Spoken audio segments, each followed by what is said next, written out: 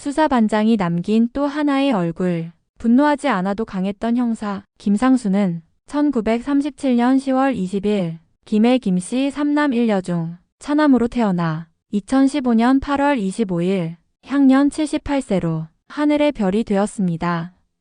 슬하에 2남 1녀를 두었으며 경기상업고등학교와 경기대학교 경제학과를 졸업하였습니다. 경기상고 3학년 재학 시절이던 1955년에 연극배우로 첫 데뷔하였고 1961년 부산 MBC 라디오에 특채 제1기 성우로 데뷔하였으며 이듬해인 1962년 서울중앙방송인 지금의 KBS 특채 제2기 성우로 합격하였고 1년 후인 1963년 서울중앙방송 공채 제3기 탤런트로 합격함으로써 정식 연기자로도 데뷔합니다. 이후 1969년 8월에 MBC 문화방송으로 활약 장소를 옮겨 이듬해인 1970년 12월에 MBC 문화방송 공채 제4기 성우로 합격했습니다. 그는 1955년 연극배우로 처음 데뷔한 이후 1963년 KBS 공채로 커리어를 시작했으나 이름을 알린 작품은 대부분 MBC 쪽이었습니다. 특히 수사반장에서 그의 진가는 톡톡히 발휘되었습니다. 드라마 수사반장, 대추나무 사랑 걸렸네, 제1공화국, 제2공화국, 제4공화국, 신돈 등에 출연, 정극과 희극을 자유로이 오가면서 선이 굵은 연기로 폭넓은 인기를 얻었습니다. 드라마 수사반장으로 경찰의 이미지 혁신에 지대한 공을 세운 관계로 주요 출연진들이 모두 명예경찰관이 되는 영예를 누렸으며 김상수는 수사반장이 종영될 당시 명예경감이 되었습니다. 그러던 중 2015년 8월 25일 폐암으로 인해 향년 만 78세로 사망하였으며 식구들에게 남긴 마지막 말은 건강하게 지내라 였다고 합니다.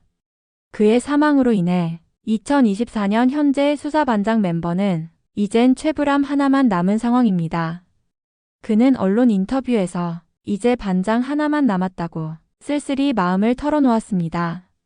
그러나 잘 나가던 김상순에게도 악재가 들이우기 시작합니다. 1996년 12월 15일 가짜약 판매 혐의로 인한 약사법 위반 혐의로 각각 벌금 최고 1,500만 원에서부터 최하 200만 원의 전원 약식 기소 조처된 적이 있었고 본인도 알지 못한 채 가짜 약 판매에 연루된 것이라 억울함을 주장하면서 가짜 약 판매 관련 혐의를 부인하기도 했습니다. 또 하나의 악재 사건은 2008년 10월 16일에 터집니다. 연예인 지망생 부모들에게 연예인을 시켜주겠다며 1억 2천여만 원을 받아 체포되었으며 10월 23일 서울 영등포경찰서에 의해 구속영장이 신청되었습니다. 이 사건 직후 김상순의 말에 따르면 자신도 피해자이며 사기꾼이 자신의 이름을 사칭하여 범행을 저지른 것이라고 하였습니다. 김상순은 한 매체와의 전화통화에서도 연예 관계자라고 알려진 K모 씨는 방송사를 돌아다니며 특정 연예인들과 개인적인 친분을 쌓고 연예인 지망생들을 상대로서 캐스팅 조건을 걸며 돈을 뜯어내는 악질 사기꾼이라고 밝혔습니다. 사실 김상수는 늘 진지했습니다. 그는 웃지 않았습니다. 농담도 하지 않았고 사건 앞에서 여유를 보이지도 않았습니다. 항상 굳은 표정, 다소 거친 말투, 그리고 한치의 타협도 없는 눈빛, 그 얼굴을 본 순간 시청자들은 알았습니다. 이 사람은 넘어가지 않는다. 오늘 우리가 다시 불러야 할 이름, 한국 TV 형사상의 한 축을 이룬 배우 김상순, 그리고 그를 상징하는 작품 수사반장. 1970년대 초반 한국 사회는 빠르게 변하고 있었습니다. 산업화 도시화, 그리고 그 뒤편에서 늘어나는 범죄와 불안. 그러나 당시 TV 드라마 속 정의는 대체로 온화했고 악은 쉽게 정리되었습니다.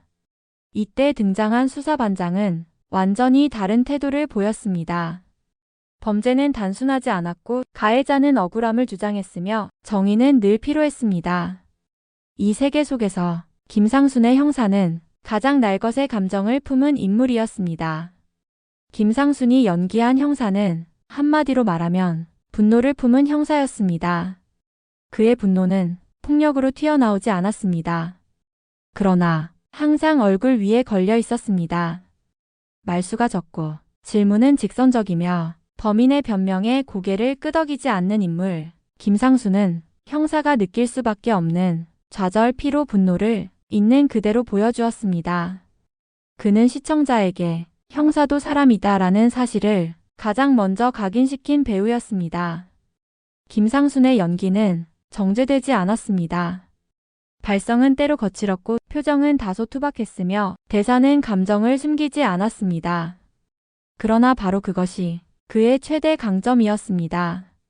그는 연기를 보여주지 않았고 상황을 살아냈습니다.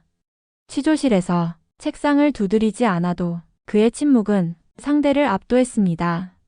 지금 그 말이 사실이라고 생각합니까? 그 한 문장에 분노와 회의 그리고 절망이 함께 담겨 있었습니다. 수사반장이 오래 기억되는 이유는 형사가 한 명이 아니었기 때문입니다.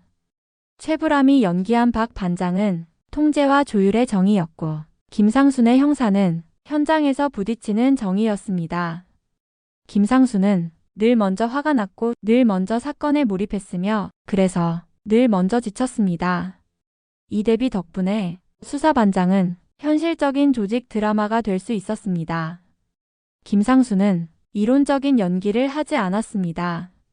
그는 현장에서 몸으로 느끼고 상대 배우의 눈을 보며 반응하고 대본보다 상황을 먼저 읽는 배우였습니다. 그래서 그의 연기는 장면마다 미세하게 달라졌고 늘 살아 움직였습니다. 감독과 제작진에게 김상수는 위험하지만 필요한 배우였습니다. 안정적이지는 않지만 그만큼 현실을 강하게 밀어붙이는 배우.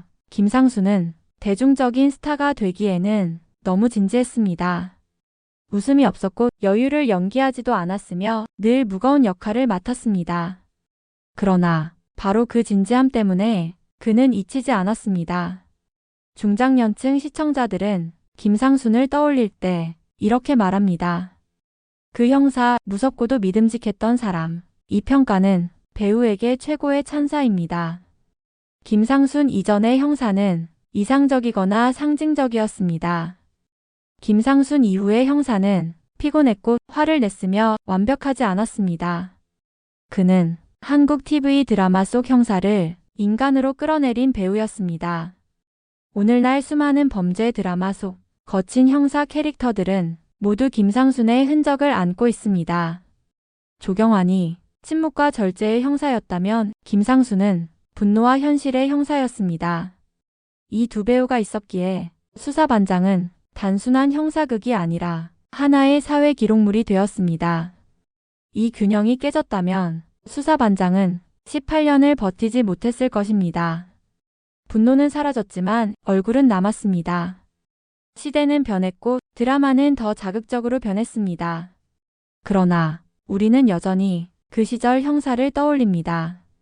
고함을 치지 않아도 무섭고 폭력을 쓰지 않아도 강했던 형사. 그 얼굴의 이름은 김상순입니다. 그는 시대를 향해 분노했던 배우였고 그 분노로 한국 형사 드라마의 뿌리를 만들었습니다. 한 문장으로 남기면 김상순은 한국 TV 드라마가 현실을 외면하지 않았던 시절의 얼굴입니다. 내용이 유익하셨다면 구독, 좋아요를 부탁드립니다. 감사합니다. 연예정보 24시 에이나였습니다.